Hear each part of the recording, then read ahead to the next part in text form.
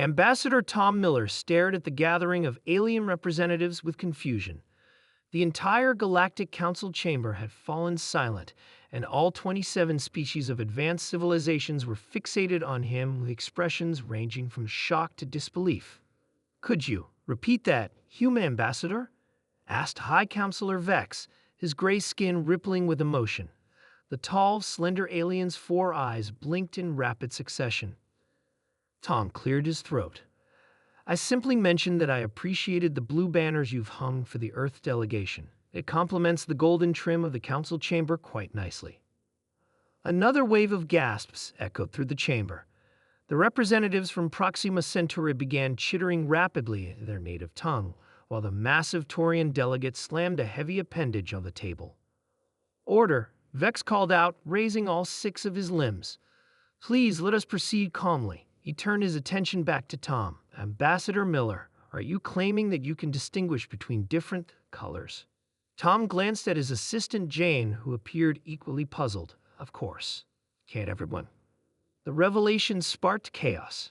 Council members rushed to confer with their delegations, scientific advisors were hastily summoned, and emergency transmissions were sent to home worlds across the galaxy. 3 days later, Tom sat in a sterile examination room as the Council's chief xenobiologist, Dr. Brill, reviewed the data collected from numerous scans of human eyes.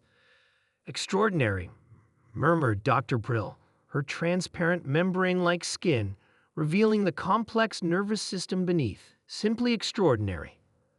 "I still don't understand what the big deal is," Tom said. Dr. Brill's translator conveyed her explanation. "In the known galaxy, Ambassador, sentient species perceive light in variations of luminosity only, what you might call shades of gray. Some species, like the Taurians, can see into ultraviolet or infrared spectrums, but none can distinguish between wavelengths within the visible spectrum, as you call it. What you humans call color is unique to your species." Jane, who had insisted on being present during all examinations, leaned forward. "Are you saying we're the only ones who can see colors?" "Precisely. The evolutionary advantage this gives your species is concerning to some council members." The emergency session of the Galactic Council stretched into its 5th hour as scientific, military, and diplomatic representatives debated the implications. "They could use this ability for military applications we cannot detect," argued General Kroll of the Centaurian fleet, his exoskeleton rattling with agitation. "If they can encode messages in these colors, we would never know. The humans have not demonstrated any aggressive tendencies since first contact," countered Ambassador Loom of the Trappist Confederation. "Their civilization has shown remarkable restraint in weapons development compared to their technological capabilities." High Counselor Vex raised a limb for silence. "Ambassador Miller, would you address the Council's concerns?"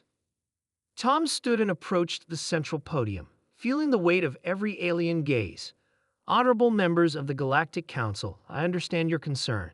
Humanity has possessed color vision throughout our evolutionary history. It helped us find ripe fruits, avoid predators, and navigate our world, but we never considered it might be unique." He activated a holographic display, showing paintings from Earth's greatest artists. "We've used color in our art, our science, and yes, even our military, but we've also used it to create beauty, to express emotions, and to better understand our universe." Tom gestured toward a projection of Earth. "Our world is vibrant with colors, blue oceans, green forests, golden deserts. Color has shaped our culture, our language, our very perception of reality, but it hasn't made us conquerors. If anything, it's taught us to appreciate diversity and the unique beauty of different perspectives." A murmur ran through the chamber as the translation reached each delegation. 1 month later, human scientists had developed a neural interface that allowed other species to temporarily experience color vision. The first demonstration was held for the Council's Executive Committee. High Counselor Vex removed the interface device with trembling limbs after experiencing color for the first time. "It's overwhelming," he whispered. "How do you process so much information constantly?" Tom smiled. "We've had millions of years of evolution to adapt, but more importantly, we've learned that differences in perception don't have to divide us. They can unite us through shared discovery." The Council voted unanimously to establish the Interspecies Sensory Exchange Program. Humans would share their color perception technology while gaining access to the unique sensory abilities of other species. The magnetic field sensitivity of the Proximan drifters, the gravitational wave detection of the Taurians, and dozens of other perceptual realms previously unknown to humanity. 6 months after his initial diplomatic Fox Pass, Ambassador Tom Miller stood before a joint human-alien art exhibition on the Galactic Council Station. Artists from Earth had collaborated with creators from 17 other worlds, producing works designed to be experienced through multiple sensory interfaces. "Who would have thought?"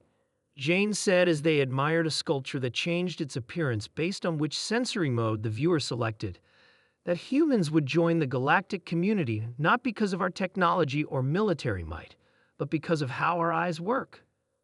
Tom watched as a young Taurian used a color interface to experience the blues and purples of an ocean sunset for the first time, the massive alien's body vibrating with joy.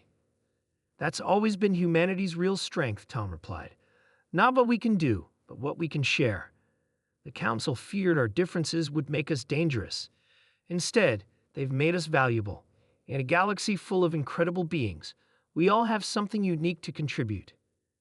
As the exhibition hall filled with representatives from across the stars, the once feared human ability had transformed from a potential weapon into a bridge between worlds, proving that sometimes the most powerful force in the universe isn't technology or strength, but a new way of seeing.